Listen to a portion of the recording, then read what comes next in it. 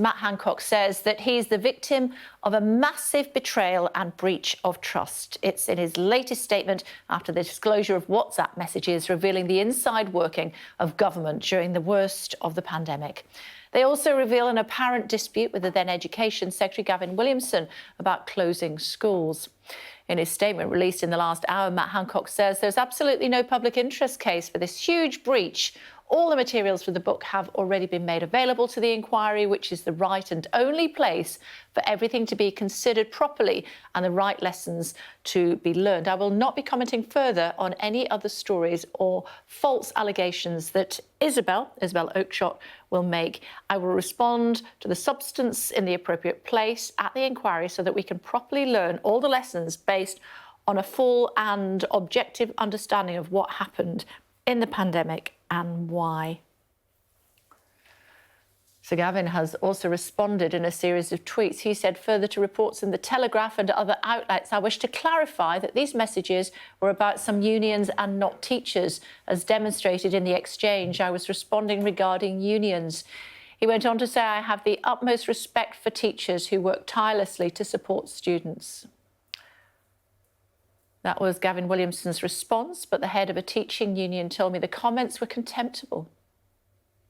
There was a recognition that at a time of huge national anxiety, that if we were to win the hearts and minds of parents, that it was now safe to send their children back in. The only way you would be able to do that is by having the teaching profession as the frontline workers when there was no vaccination program and all of that stuff, stepping up and doing it. And that's what they did. And that's why there's a particular sense from me of how contemptible those comments are, denigrating, stereotyping teachers when they were the very people who the nation needed to focus on young people in the way that the government hadn't. Interesting to see there was a battle of words between the then Education Secretary and the then Health Secretary as to whether or not it was the right thing to do to open schools. Where are you on that?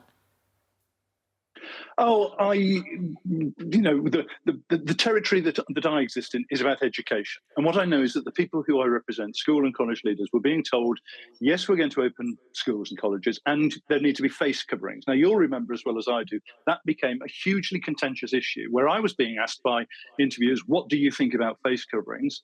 And I was saying, I don't know anything about face coverings.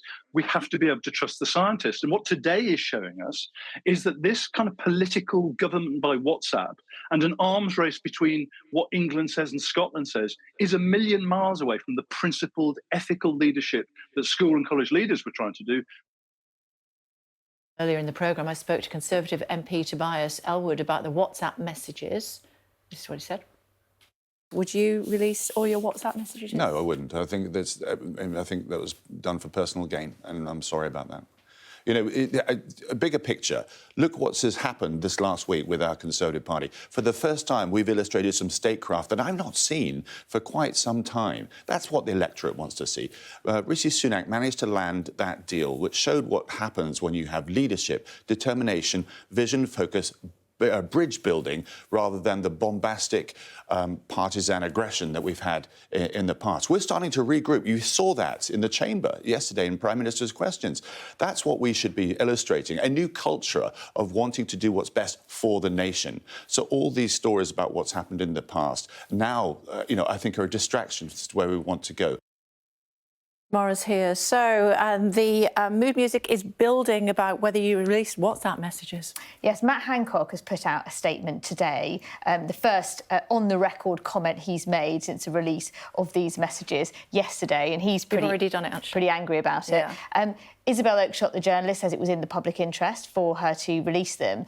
The rows in the Telegraph that are revealed by these messages today we have between Mr Hancock and Gavin Williamson about whether schools should reopen in January 2021. Mr Hancock arguing that they shouldn't. He mounted a rearguard action to stop it happening. And in fact, Gavin Williamson who had battled to keep them open, was said in these messages to have had to eat humble pie. All parents, I'm sure, will remember the chaotic scenes when the Prime Minister Boris Johnson went on television to say schools would open in January, a complete reverse ferret 24 hours later when they suddenly closed again. And yesterday, of course, we saw the devastating evidence about care homes and suggestions that advice wasn't followed. Matt Hancock's team very strongly rebut that, saying that they didn't have the testing capacity. In fact, what may be more interesting is the fact that the way decision-making was made in government with these streams of WhatsApp messages, ministers criticising each other. And Labour's Stephen Morgan picked up on that. He's the Shadow Schools Minister. Hi, let's start with whether you would release all your WhatsApp messages. Well, they'd be pretty boring, to be honest, Kay. But would you do it? Would you? No. Well, I think... End-to-end encryption. You know, if people are talking to you privately, I'm sure there's some data protection rules that have been broken there. I mean, call me old-fashioned, but I think you should govern the country via meetings with civil servants in the room with minutes of meetings. I think this is about him promoting his book. Is it not a breach of trust? Absolutely. But, I mean, it's not the first time that the government have breached the trust of the British people, is it? So I think lessons have got to be learned. And the Keir is right to raise with the Prime Minister that we need to bring forward the COVID inquiry so lessons can be learned for the future. I think Matt Hancock would dispute that it was that he's breached trust. He says that he put his trust in the journalist Isabel Oakeshott, who was writing his book, The Pandemic Diaries, last year, and that she betrayed his trust by using them for these stories, which I'm sure will run and run for many days, if not weeks. I'm sure they will. For now, tomorrow, thanks very much indeed.